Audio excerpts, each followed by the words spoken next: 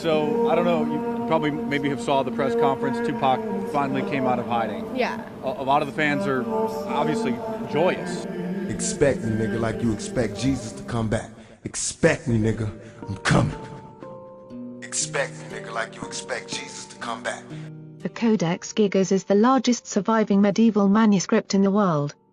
At nearly 22 centimeters thick and 92 centimeters tall, the book is so large that it is said to have required more than 160 animal skins to complete. But it's not just its size that has surprised historians. Inside is a menacing full-page color image of the devil, leading many to believe the pages themselves are cursed. The mysterious manuscript is today housed within the National Library of Sweden in Stockholm and nicknamed the Devil's Bible. The text requires at least 2 people to lift its 74 kilograms of leather binding and vellum pages. But how it was created is still unknown.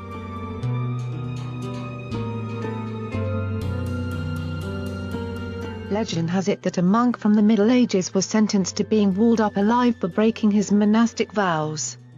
To avoid punishment, the monk promised to write, in a single night, a book containing all human knowledge. As midnight approached, the monk became desperate and turned to Lucifer for help, offering to make a pact to finish the book in exchange for his soul. Lucifer agreed and signed the work by adding a self-portrait of himself. In the colorful image, he is placed against an empty landscape framed by 2 large towers.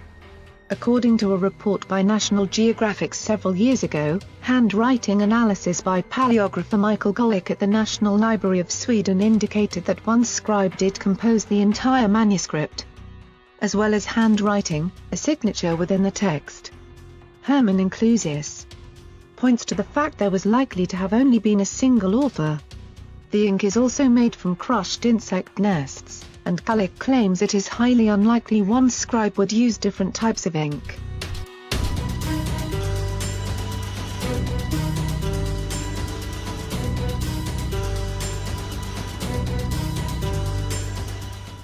Meanwhile, tests to recreate the calligraphy of the Devil's Bible suggest it would take 5 years of non-stop writing to create it, according to a report in the lineup.